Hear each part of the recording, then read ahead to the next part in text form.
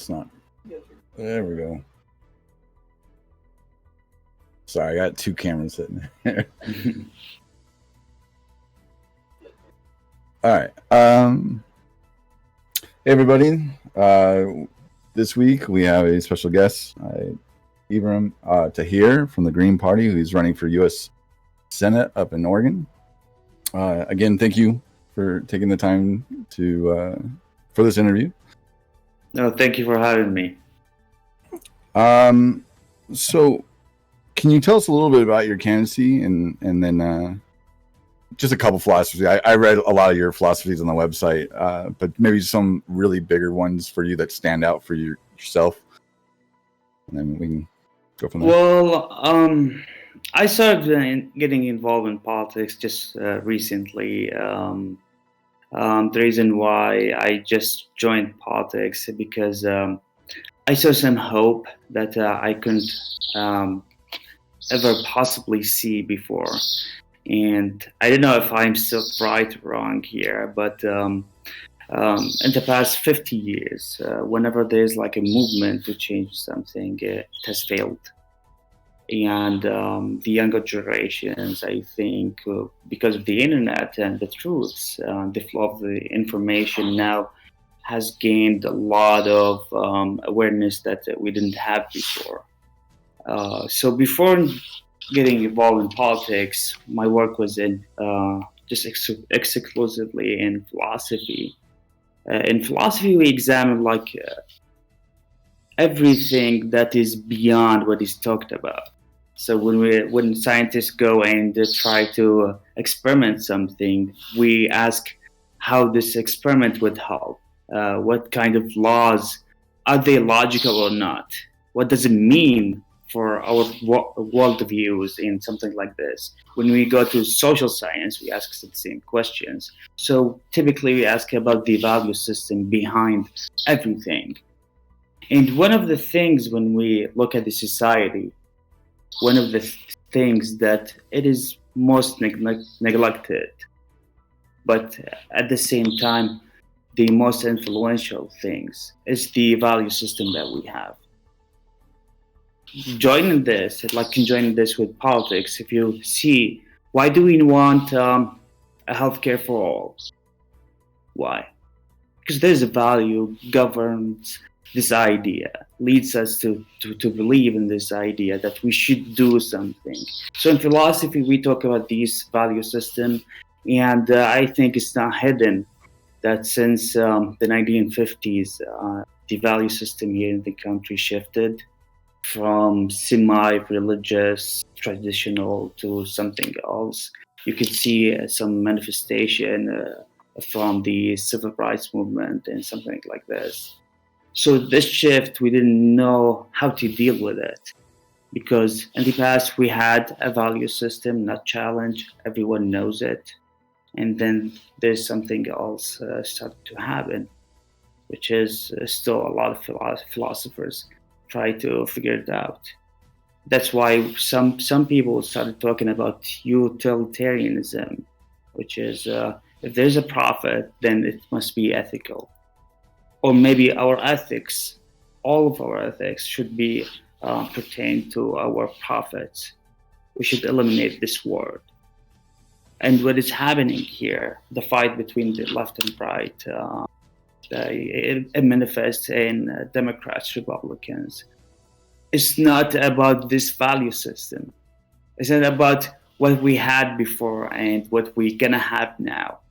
It's about something else, which is mainly led by a for-profit ideology that we have, which is very hard to penetrate. A lot of reformers tried and failed. I think now we have some chances that we didn't have before. This is why I got involved in politics. And I chose the Pacific Green Party because it is the most party that is still not corrupt. Still not corrupt. It is the anti-war party. And many other things in their platform.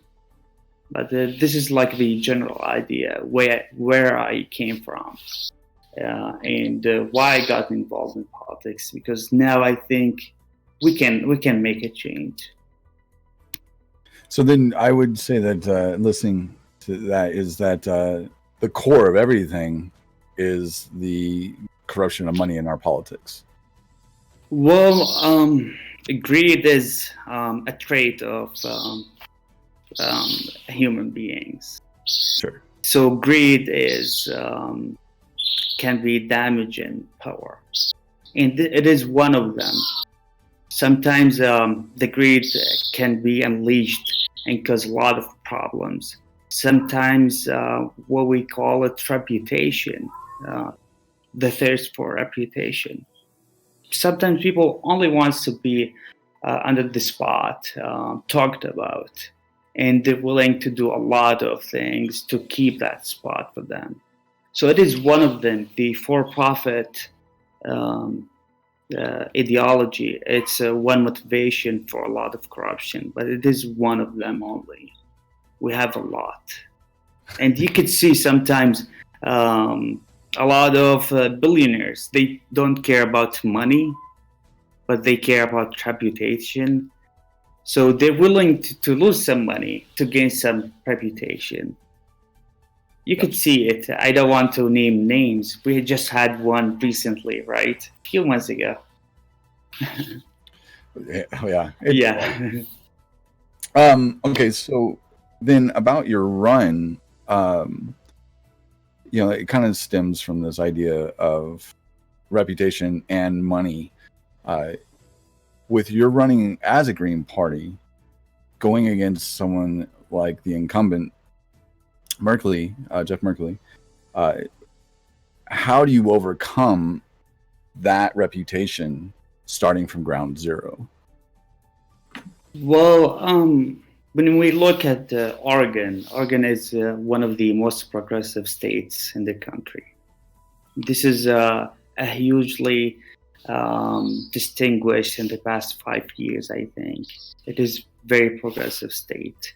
And one of the things that we started seeing here in Oregon, that we started hating everyone who takes money from corporations. And this is a good thing. And the discussion about money in politics almost exclusively directed to the PACs that gets money from corporations. I went far away from this and talked about it. We can go to it later. But anyhow, now in the new normal of the media, you could see how the media is shifted from the cable TVs to the internet. And this is one of the things that I was mainly focusing on campaigning from the beginning, is to get online, to get more publicity on social media. This is one of the things that I started to do 9 months ago. 9 months ago, and still working on it and growing it. And the other thing, the reputation. So everyone liked the Greens, but rarely anyone would vote to them, or maybe support them, or volunteer to them. But people are changing now. I don't know if you're aware of some statistic came out just last year. The majority of the people, they don't identify themselves neither like Republican or Democrats, right, for the first time in some decades. So it happened just like recently. I think 60% of the people, they called themselves independent. Right. This didn't happen before. And this is one of the things that probably I touched on when I said there's something different going on these years. The public awareness is shifting now about our politics. Agreed. So I'm gonna try. If this question is about how you gonna overcome it, I'm gonna scream. I'm gonna tell everyone. Usually, when you see debates between people, politicians, they hold a lot of information because most of the time they are complicit in these information they don't want people to talk about. So one of the things I think that you've read about me is my stances on foreign policy. You could rarely see anyone, whether Democrat or Republican, go after the other opponent talking about foreign policy. You want to ask why? Because all of them complicit in the same violations. But for me, it is easy for me to point out because I'm not complicit and I don't encourage it. Actually, one of the reasons that justifies this run for me, taking time for my family. I have kids, 3 kids. Taking this time and instead of building my own future and research, like enjoying this life, dedicating my life to this campaign that is really hard mission, not an easy one. Sure. One of the things that motivated me for all of this is the foreign policy. Nobody cares about it at all. Just 2 days ago, Saudis bombed a port for coronavirus, like treatment center or something, with our weapons, with our support. When I say with our, it means the U.S. sold them. Our government supported them. They didn't stop them. The whole Congress didn't stop them. Just 2 days ago. Last week, we drone strike something in Somalia. Somalia, that country that nobody knows about it. Now we know about it because we have Ilhan Omar. She's from Somalia. But even Ilhan Omar, she didn't talk about it. Right.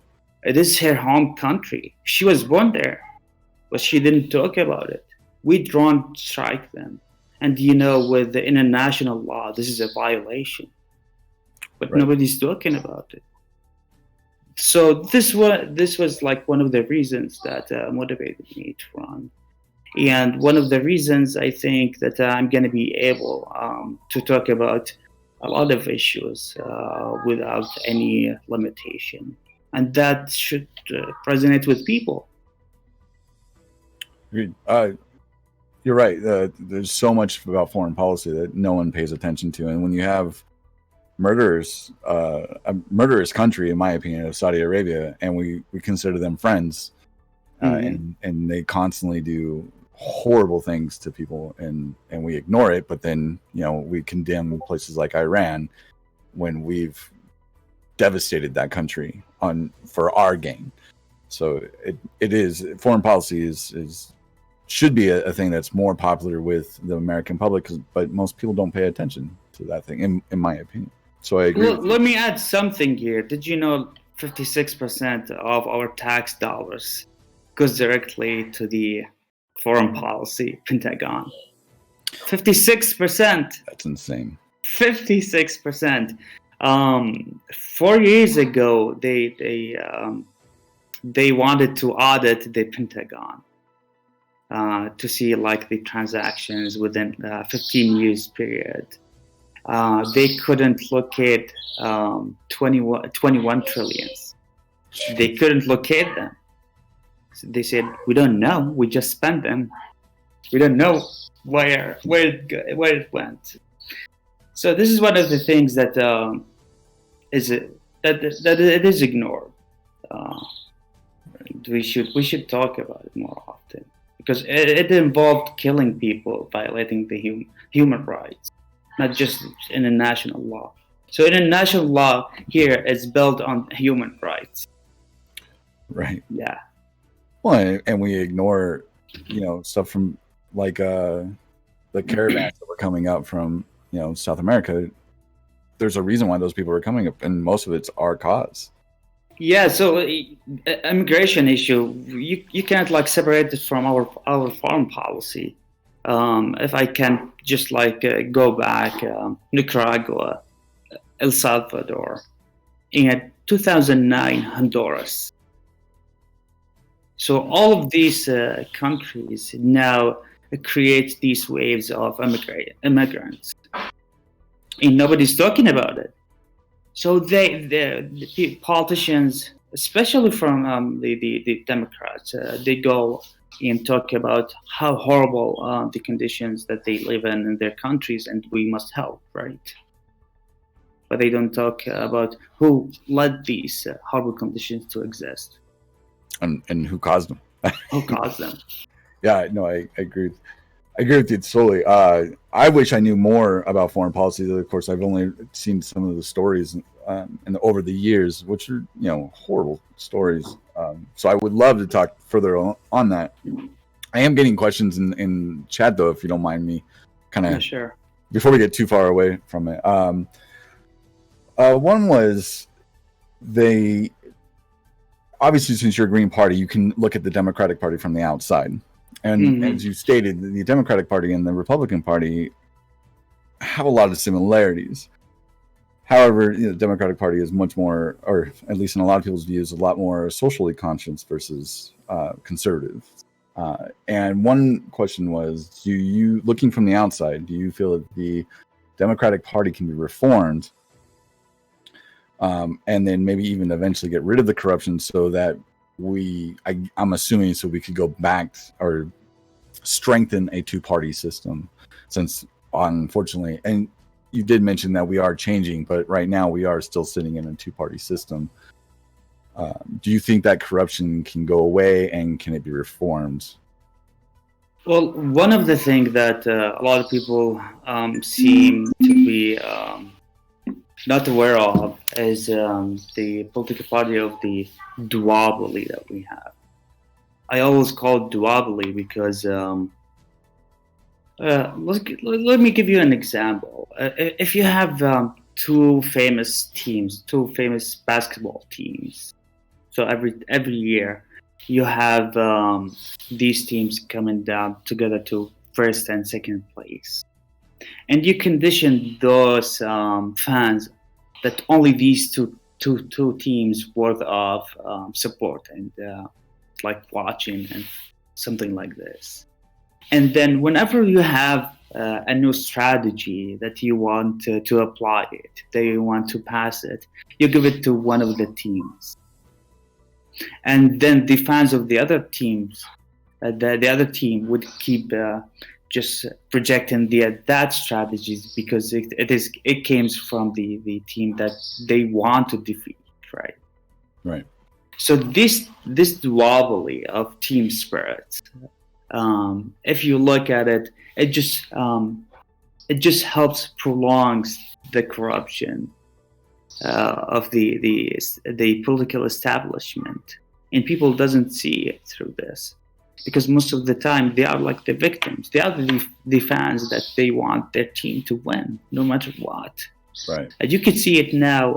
One of the issues that affected the primary within the Democrats is defeating Trump. If you can remember, like starting from 2 years ago, Democrats made Trump as number one issue that needs to be defeated, and this happens every election cycle. From the past 20 years, you can see it every time. This is the worst president ever, and we need to get rid of it. And this talking point comes from Democrats and Republicans. And every time it works. It works. And nobody's seeing through it. So when you talk about reforming this body, I don't know like how many people tried. And all of them failed. And even some people, when they try, when they have the good intentions and they join one of these parties, they change, because now they need to live the team spirit. Now I have a team, not a good team, but I have a team, and there's an opponent that I need to play against. And you can see it from a lot of progressive people now, a lot of progressive people. Right. I would like to mention, just now ask AOC.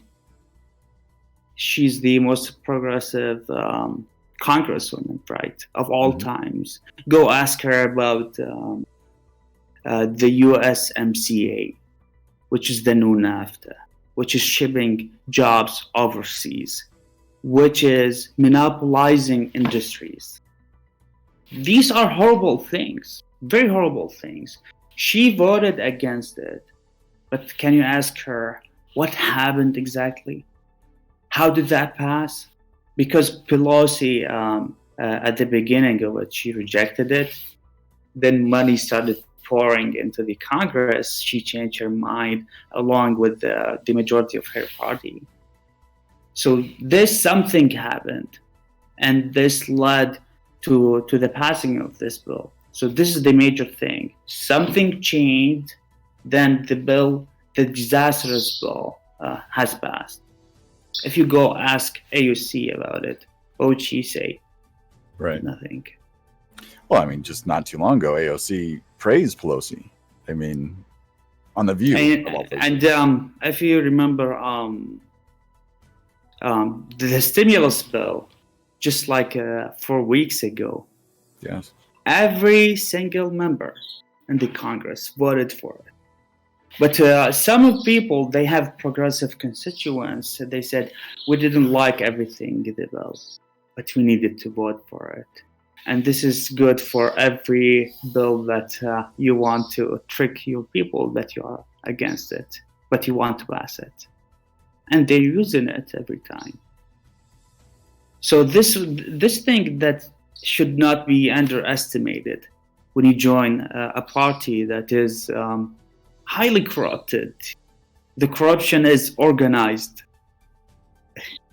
This is ironic. The corruption is organized there, and you go there and trying to reform them. And meanwhile, you make friends, you make connections, you soften your advocacy, and you become at least one of the team.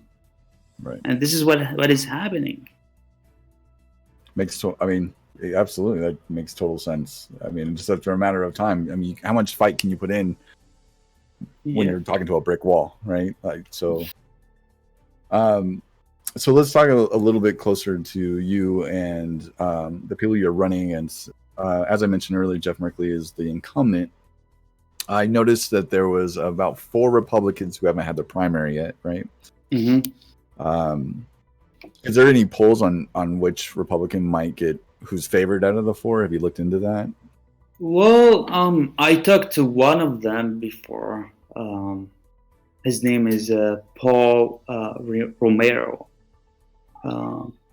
So he's a male, right? And he's a veteran and a male, and I think he'll get it, the nomination.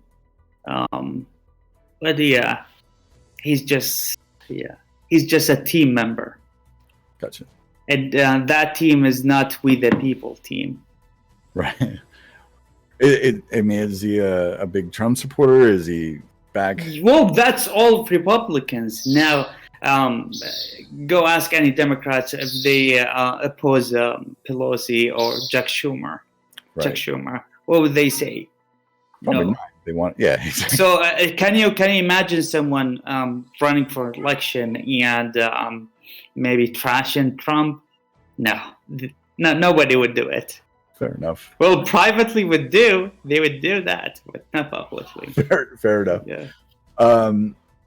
So what things do you stand? So let's just talk about you against Merkley, because as far as I know, Oregon is a blue state, correct? Yep. Okay, so then what is he running on, and do you oppose directly between you and Merkley? Well, I haven't seen his platform now, but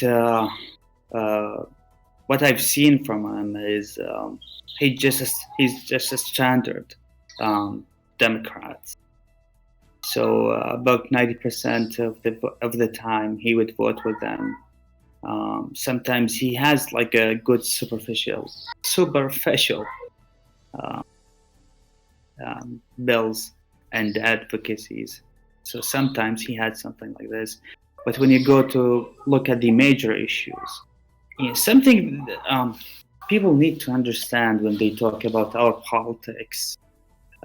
So we are controlled by the 1%, right? Mhm. Sometimes we call them the ruling class. Sometimes we call them the billionaires. Those 1%, they have two fronts that they can benefit from. One of them is locally, and the other one is internationally. You could see its reflection on foreign policy. Our foreign policy is just like opening the market, stealing some natural resources in the open and no markets for those 1%. And locally, they want to control the public so they can continue doing what they're doing. So these are the major issues in politics that leads to the corruption of our political machine. Those are the main things. And when you look at every politician, you could see rarely anyone would talk about them, these political machines. So they would talk about some minor issues that would have like a good media. People would like him, would like these politicians for these advocacies, but nobody would touch the core things. And this is what happened here with Merkley and everyone else, or most of them at least. So he's not unique in this aspect. So our main domestic issues here is the control of these 1%, which is the money in politics. One aspect of it, the revolving door, we call it revolving door, when politicians, after they're done with the political life, they go and work for another lobbying industry or something like this. And we'd see the ties to the stock market and a lot of investment involved in politics. These are just some issues that he can talk about it and it make a difference, but nobody's doing that. And this is one of the things that Merkley is not talking about and not advocating for, not trying to reform. He talks about Citizens United, which is one aspect of money in politics. It is only one aspect. I compared the lobbying money between 2010, from before 2010 and after, which is the year the Citizens United was ruled out. So it was 2010. You won't see a lot of difference in spending. Right. Can you imagine that? But when you listen to the media, you would think that all of the corruption started in 2010 from Citizens United, but this is not the case. So Merkley talks about Citizens United sometimes, and that's it. But ignores the two bills in the 78 that passed, that actually caused. Yeah, so he doesn't talk about a lot of other things. Why? Because he benefits from it, because his party benefits from it. When you talk about the economic system, our economy is highly concentrated. It's very concentrated. That's why we have 1% of the people owns maybe 50% of the wealth in the whole world, right? So the concentration of power and the economy has affected a lot of things. One of them, they can control our politics. Right. So this is a major issue. And when you look at the bills that allowed this to happen, you'd see 2008, 2009, the bailouts, some Wall Street regulations, and the NAFTA and the new NAFTA. So all these fronts, he has never touched them. Those are the major issues. If you want to see why do we have homelessness, one of the major issues is the economic system that we have requires pioneers for every job. And every job that requires pioneers, it means that you're gonna export and import these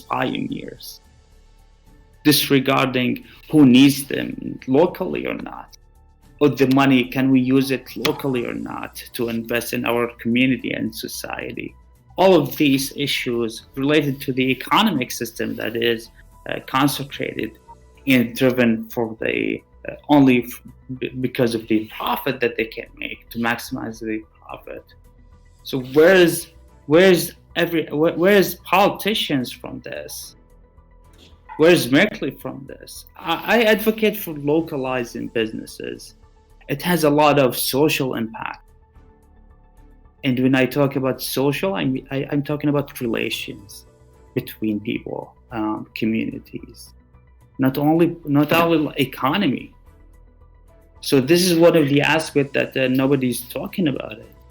Economy affects life. Politics control economy, and the economy affects lives. Sure. And this is one of the things that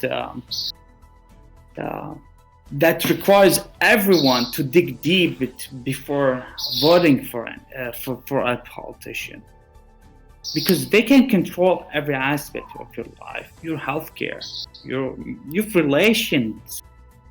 This is very absent from the discussion. You know, a lot of these relations. Now you're married, right? Mm-hmm. And this relationship is impacted by the society that you live in, and this society is impacted by the justice system that you have and economic system that you have, and politicians control these systems. Right. These are big issues, and nobody's there. Agreed. I agree. And so, actually, real quick, just because we were already talking about Merkley, I don't want to get too far away. Do you feel that the other senator, Ron Wyden, is about the same as Merkley? Would you? Well, Wyden is. Well, let me tell you something. The difference between these standard politicians is not significant. Sure. So all of them are standard politicians, and there's like the leadership, Chuck Schumer, Pelosi, and those guys. So leadership and standard politicians. Most of them are the same. I think Ron Wyden, he has more involvement in the foreign policy, and especially with Palestinian rights. He's against them in a way,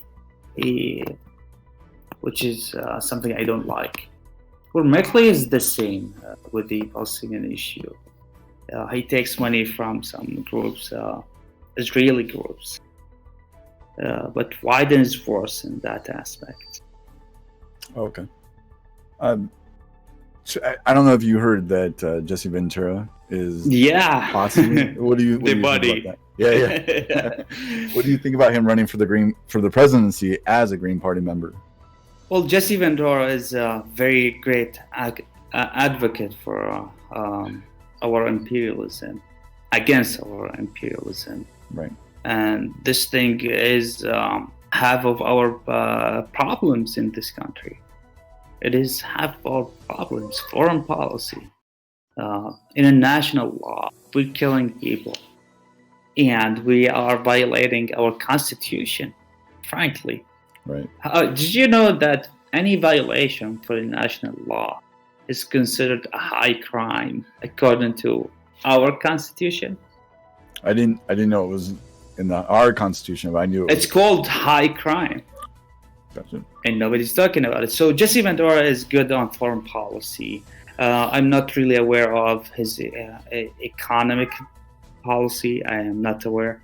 I would think that his social justice advocacy is the same as the Greens. And I think he cares about healthy environment, healthy planet. So that would be really great for the Greens, and someone who has this publicity definitely would change the game. I saw a poll between Ventura, Biden, and Trump, and that one Ventura got 18% of the vote. Wow. And that could change. That's really optimistic. Yeah. When I saw that, what about Howie Hawkins? Well, Howie Hawkins illustrated a poor understanding in foreign policy. Maybe he's good on a lot of other issues, especially the eco-socialism that he's talking about, which is the economic system and the ecology system altogether. He's good. He's a good writer, but he has a poor understanding on foreign policy, which is very sensitive. Sure. Foreign policy, you make one mistake, maybe thousands would die. One mistake, and he's done some he issued some statements that illustrate that he's not really good. Not his cup of tea kind of thing. No. Gotcha. Scary how many presidents or people who run for president has poor foreign policy perspective. Well, that's if you want to see it, that's all of them, all the way back to 40 years ago. Fair enough. Yeah. And that, fair. I mean, 40 years ago, let's see, that would be Reagan. Oh, wow. Man, I'm feeling older now all of a sudden. Yeah, and I mean, I wouldn't even say that Reagan had that great of a foreign policy. So before, yeah. Well, Carter was before Reagan, right? The Contra Wars? No, Carter. Jimmy. Oh, Carter. Sorry. Yes. Yeah. He was before. He was before. Yes. So since Carter then. Okay. So yeah. So he got out, or he lost the 1980 candidacy. So, do you have a favorite for presidents? I know we're supposed to be talking about your candidacy. I'm sorry. I just want to keep it. Well, that's a hard question because I know just even my favorite now, just for now, is Ventura, but I didn't know about him a lot. I only know about his foreign policy, and you cannot judge someone only from one issue. Sure. Although the president controls 90% of foreign policy, this is an issue. Right. And the Congress doesn't control a lot of it. Contrary to the other issues, well, the healthcare and all of these issues comes mainly from the Congress. And the president only have little to say about them. Sometimes he has a lot of power and influence, but legally wise, the Congress has the most power on a lot of other issues. But for foreign policy, the president holds about 90% of the power, the influence. So if you look at a president only from the lenses of foreign policy, you're not wrong. Because it's the major issue, the most influential issue there. So maybe the body would do it, and at least grow the party and grow the issue of foreign policy. That would be crazy. So, since name recognition is a huge thing when running for any place of office, I mean, I like your philosophy. I like the issues that I read on your website. I don't remember reading any of them that I was like, well, I'm not really with that. All of them seem to sit. The problem is name recognition, right? Like, this is kind of the game that we've created for our politics. So in the unlikely or unfortunate event that you lose this run, would you run again, maybe for a smaller seat or a smaller position in government, or would you run for Senate again when Wyden's seat? I'm assuming Wyden would be the next one that seat would come up. Well, when I thought about running, I was thinking about the Congress and my district, which is Peter DeFazio or Merkley. And I made my decision because Merkley is well established and well loved. And when you go try to try to find something about him, you couldn't find anything. But unlike Peter DeFazio, you'll find a lot of other of things that are negative about him. And when you think about it, what does it mean that someone who has a lot of negative things, a lot of them involve constitutional violations, ethical violations, but the media doesn't talk about it? What does that mean? It means that he get to do whatever he wants and nobody would question him, and that's dangerous. And unless someone goes out there and talk to people about him, expose him, nobody would know. This thing made my mind about where to run. So I ran against Merkley because of him exclusively. And I don't know about the future. I'm sure that I'm going to be involved in politics. I'm going to try to make change. And I don't know. I don't think Merkley would win this time. Yeah? Awesome. No. Probably the Republican guy would win. Because I haven't talked about Merkley really. His policy. I'm kind of saving it for after the conventions and the results of the primary. That would change the game. Okay. And hopefully it would change it for something good. Now, Merkley is the only one running for Democratic seat, right? Like for... Yeah, nobody would like to challenge him because they know the results, yeah. Okay. So you don't know about the future, and then I guess that's what brings me back, talking about name recognition and so on and so forth. What do you think about public financing campaigns? Like getting, maybe part of the tax income to go to financing people who want to run for position instead of it being reliant on donors and self raising money. Does that make sense? Well, can you read that question again? It was cutting. Oh, sorry. Public financing elections? Yeah, sure. I think it's on my platform. I don't know if I've mentioned it explicitly or not. Public funding, actually, there's a bill. It's called HR1 now. I think I've heard on the floor, and it proposes something that given every constituent a gift card with maybe $20 worth of donation, and they can use it for different candidates. It is very good because it eliminates these unbalanced donation powers. Let me explain it here.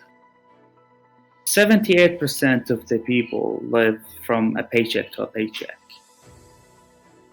50% of them cannot afford $500 in case of emergency. Right. From all these people, how many would you think that they're going to be able to contribute to a candidate, make a donation? Not very many at all. And who would be able to contribute? Right, not very many. So you're only... No, I mean in general, who would be able to contribute? The top 30% of the people. Oh, right. Who have maybe different ideologies from them. They don't suffer like the bottom 50% of the people who are involved in the big clubs. Right. So they get to pick the power. So people with so power. so money is more important than voting in the election, because just like me, I'm a good example here. I have the strongest policies between my opponents from the Democrats and Republicans. I have some traits that they don't have. Everyone would like what I'm saying, contrary to both of them. But at the end, how many people would know about me here in Oregon? Right. And comparing to them, everyone knows about them. Why? Ads. Because I don't have money to advertise. Right. I don't have money to get the media interested in covering me every week, but they have. So this is why money is maybe more important than vote. And this is why public funding would eliminate this thing. A lot of independents would be able to run and maybe win just by eliminating this one, right? This obstacle, the money. So then, you mentioned a little earlier that you think that the Republican would beat out Merkley this election. Do you have a stronger basis for that? Do you feel it's a trend?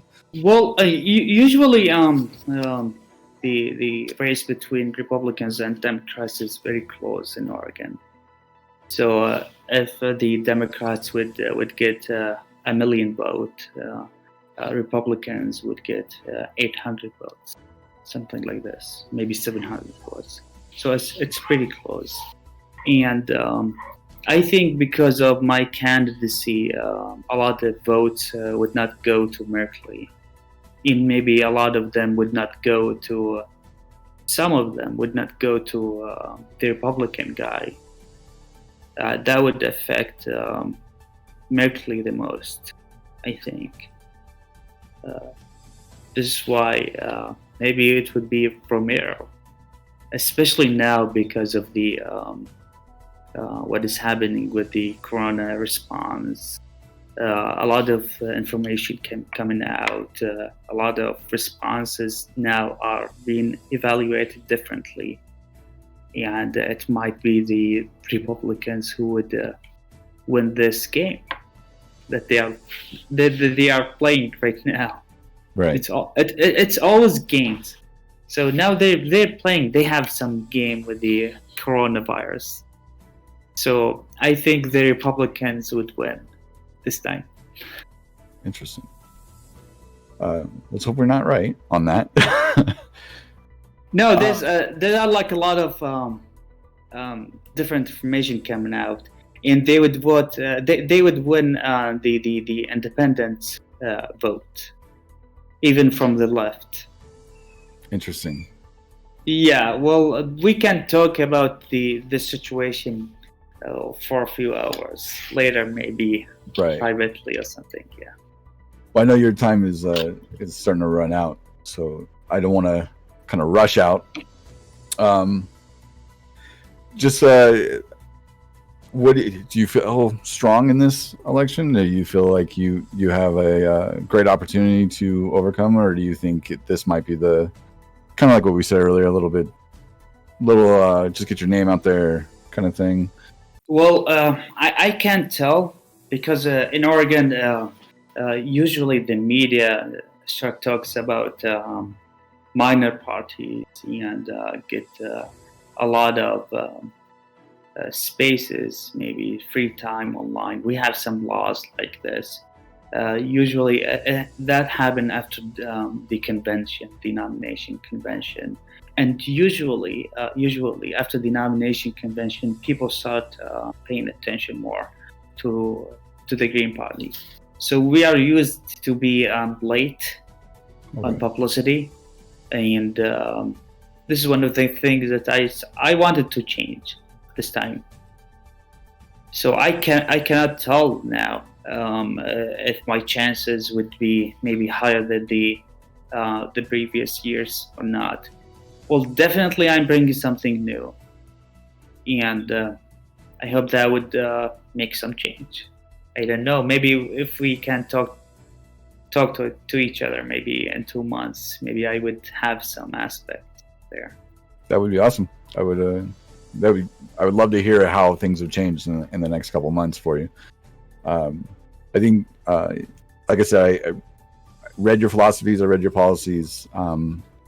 I personally feel from what I've, even the exit polls for the presidency, the people are behind them, right? The people are behind the policies that you want to try to push. It seems that, as you were saying, media and money in the politics to get the advertising out is swaying people to vote against their own interests. Isn't it sad? It's very to sad. see that. It's very sad. Which is why I personally think my number one policy or drive is to get money out of politics. You definitely opened my eyes to more of a foreign policy being as important in that aspect too. So I would love if you have the time in a couple months. I would love to see and talk to you again and see. Well, let me give you some bad news about money in politics, since you are interested in it, and this is one of the things that a lot of is not talked about. Let's forget about the mainstream politicians. It's not talked about even between the reformers, activisms, groups or something like this. We have some laws that limit how many each PAC can contribute to the candidate. Do you know how much? I used to know 5,000. I was going to say 2,500. So each PAC, no matter who is funding this PAC, is it whether it's corporation, just like a church or advocacy group, 5,000 for each candidate. But how many PACs can I get money from as a candidate? Do you know? I do not. Unlimited. Well, there you go. How many PACs do we have right now? I couldn't even bear to count. 4,600. What does it take to form a PAC? Probably nothing. 2 people with money. Yeah, that makes sense. And there's something which is the most scary one. PACs can contribute to other PACs. They donate. They call them donation, which means they can move money between them. Right. One PAC, again, this question. One PAC can contribute money to other PAC. How much money can they shovel and circulate between them? Just one PAC. Do you know? Between each other? Yeah, so one PAC decided to move money and try to influence the election. How much they can spend? Probably unlimited, can't they? 200 million right now. This is one of them. And but don't worry about it. We have laws to organize this. Yeah, I'm not. That's scary. Well, then, so I guess the best course of action is we keep it from PACs being able to contribute, right? Just period. I don't know. Have you seen my my campaign finance reform plan? I did not. Oh, you should read it. Okay. I will overlook that, definitely. And let me give you something. Another good news. We have something they call them lobbying firms.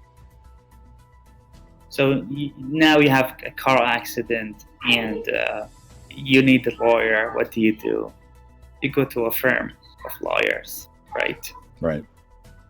But now we have an issue and you want some politician to pass a law that benefits that issue. What do? You go to a firm, you hire them, to lobby for you. How many lobbying firms we have? 200 in DC. Have you heard anyone talking about that? Not very many. Like I say, there's a couple things that I've looked into that have talked about the lobbying and PACs and stuff like that. But yeah, you're right. There isn't very much attention to that. And that both, like you said, both parties are just, they're just as bad as the other one. And they're taking just as much money from each of the corporations and the PACs and stuff like that. So it's disheartening. To be fair, the Dems take less money from corporations. Probably not very many. Maybe that, like Republicans, 100%. Democrats, maybe 9%. Yeah.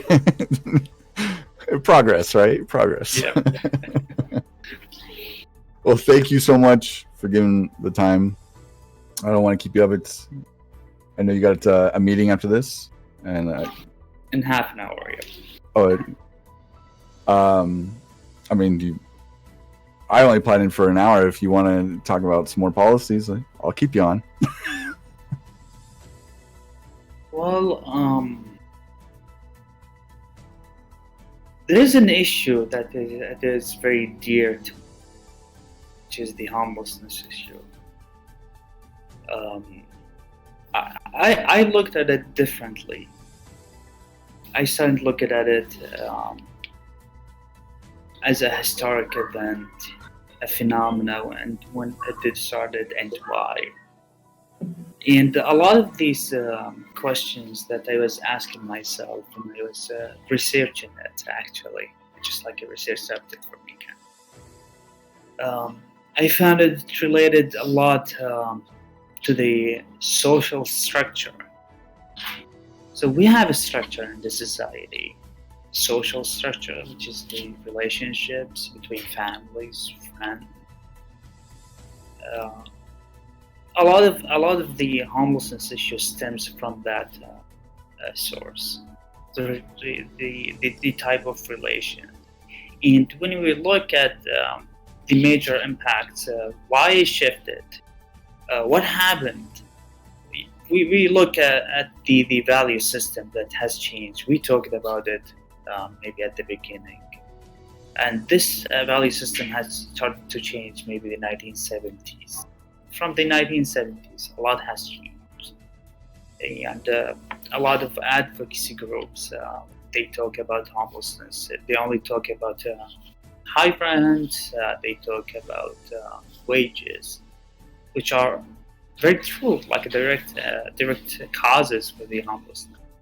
But here is a thing to think about.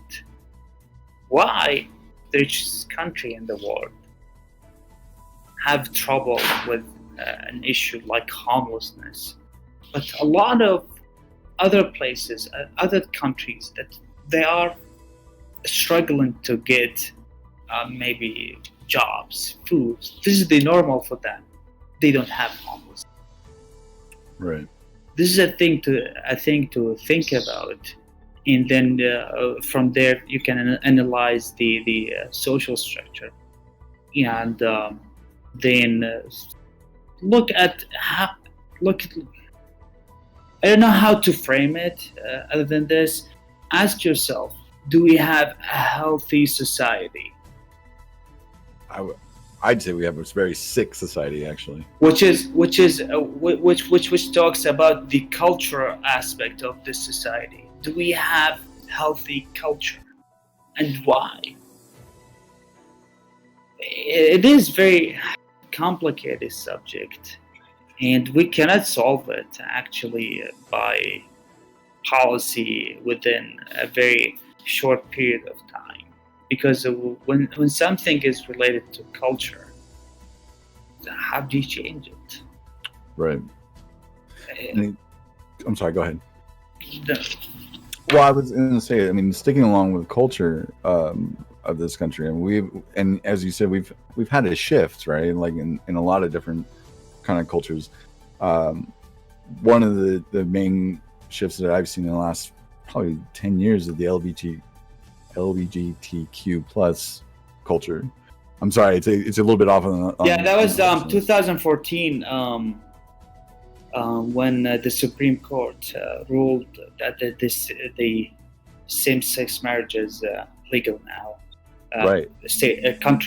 countrywide. How do you feel on that culture shift and what have you been able to do to try, if you support, I'm assuming you support the LGBTQ culture, have you done to help get votes from that part of that culture? Sorry. Well, I haven't tried specifically from the LGBTQ, and as a philosopher and a logician, actually, I don't know why people they call them LGBTQ, because every one of them is different. So why do you have one group for all of them, or all of these type of relations? Because everyone has different aspects, and every one of them needs to be looked at differently. And a lot of these aspects has not gained a lot of research in terms of social relations, utilitarian aspect of it should be considered or not. Do we have a value system to reflect these issues on them or not? So, as a philosophy-wise, I don't know a lot of questions. But legally, the Constitution is very clear. It doesn't matter what sex you have, what kind of relation you want. You should be respected. Nobody can discriminate against you. And if any sort of law or ordinance goes against it, all of us should be against it, because it is our Constitution. So this is as far as I can tell you about the LGBTQ. And I don't like to bring the discussion as it is something that still we need to talk about it. We should revisit the idea. I think a lot of laws has taken place now, which is good laws. Revisiting the ideas need a reason, and I don't know what's the reason to revisiting these ideas. So, on a personal level, before the Constitution, I have no idea on your background on this. Would you support gay marriage then? Well, this is the issue here. You repeated the same thing. I don't know of the marriage itself. So what this marriage, when you talk about LGBTQ, all of them, some of them. So all of these needs to be studied. But so far, I don't know if there's any contradiction would happen from legalizing this the marriage. So I'm fine with it. Okay. And advocating for some sort of liberty here. Because if you don't have any reason to reject it, then what's the problem? And this is an issue we can see it from the Republican side. The value system of most of the Republicans comes from religion, and the Constitution made it clear that it is not about religion. We separate the religion institution from the political one. So a lot of these laws that are being proposed or maybe rejected or opposed if we don't have bases that everyone can agree with us on the basis that we are trying to advance, we cannot use our ideology to advance it and advocate for it. So this is a problem. When you ask me about anything, I must have reason why do I support it or not, and this reason cannot be my ideology. Okay. Got that. All right. Let me see if I have a question for you. Coming from the chats. There's a lot of chat. Did you pull anything out? There has never been a Green Party member in Congress. I think you kind of answered that, but I'll bring it up. There has never been a Green Party member elected into Congress. So obviously, and we kind of discussed it earlier that the chances of that. So actually, I want to kind of maybe add to that.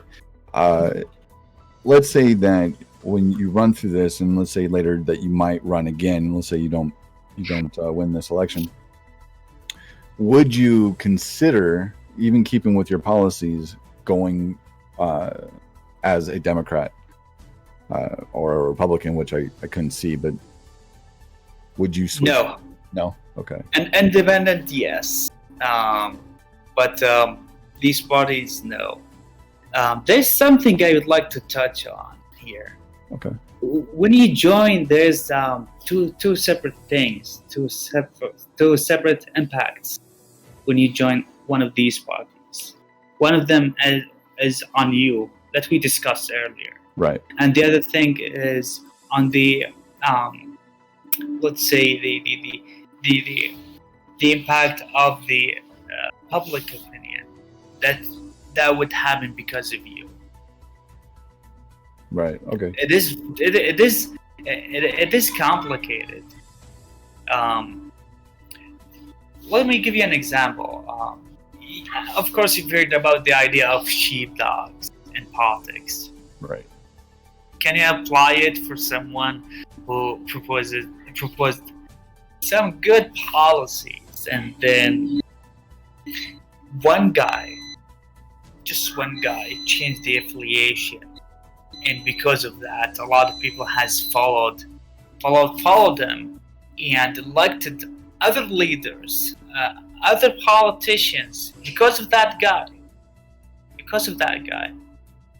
and then a change has happened. Yeah. Well, I mean, it is complicated. I thought about it really like over and over and over and over again. Whether where can I do my where I can influence the best. I thought about it. 2012, I was like telling people to vote for Obama. I didn't know better. Right. So I was there. It's Oregon. Anyhow, we must think about what it means for the public to see someone who has these values, principles, to join the party that he wants to try to he's trying to stop it from advancing, stop this corruption. What does it mean? So if you see someone running for the Democrats and opposing everything that the Democrats are saying, and the same thing with the Republicans, ask him how many people, because of you, voted for your colleague, the senator, the congressman, maybe the president, because they love you. Well, I think that would be a guilt on me. Right. And I also think that, it's kind of what, I mean, if you look at it from the Bernie Sanders position, where he's an independent, runs under the Democrats still shifted on him harder than anybody. And a lot of it was to point out that he wasn't a true Democrat. So I can see your point in that. Keep hitting my wires. Sorry. How come you did choose the Green Party over being an independent? Well, now, so the Green Party is very weak, and they have been there for maybe 30 years or something. Can you imagine someone who is there and been organized and has reputation, name recognition for 30 years and still not gonna make it? Right. Can you imagine someone independent with no maybe resources or very limited resources to be able to make it without it? Fair enough. So, yeah. Easier said. Okay. And plus, they have a lot of issues that I agree on. Right. A lot. Yeah, I mean, I've read into theirs as well. I mean, especially when Jill Stein ran in the 2016 presidency. Is she even attempting to talk about Green Party run this time? No. No. Okay. I hadn't even looked, to be honest. I just thought Well, about it. I'm not engaged with the national, what is happening on the national level of the party. Gotcha. Not very involved. That's why I don't know about what is happening there. Gotcha. How about the 2016 election? Who did you vote for? And that? Well, I was sick at that time. No, I was like physically sick, and I didn't vote. Gotcha. Oh, actually, I read about in your about. Weren't you in Kuwait at that time, or is it not? Oh no, you were in the States, but you came back to Oregon. I was. That was 2015. I got my degree from there. Well, Kuwait. I lived in Kuwait for about 10 years or something. My mom lives there, and before high school, I went there, and I discovered that they can get you in college and give you your degrees for free. And this is what I did. So I was there doing my master's degree, and then I came back 2015. Gotcha. And that's when you. I'm sorry, I was briefly reading everything as far as I could get prepared in this last week. And if I remember right, you came back to the States, and right before you moved to Oregon, I can't remember where were you? I was in Minnesota. Minnesota. Well, I'm Oregonian. I'm a native Eugenian from Eugene, Oregon. I moved a lot. As a kid, I moved to north up to Tiger, Beaverton area, Portland area there. Then I moved to overseas with my mom. Then I lived in Minnesota for a while. I need to be there for Mayo Clinic. I don't know if you're familiar with it. It's one of the best medical institution in the whole world, actually. So I need to be there for 2 years. I had some serious issue. Gotcha. I guess one last thing. Are you familiar with Paige Kreisman? If I said that name right.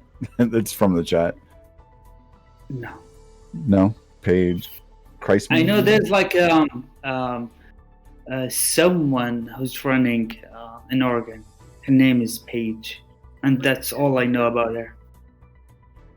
I'm sorry. The first what? The first She's the first transgender. Yeah.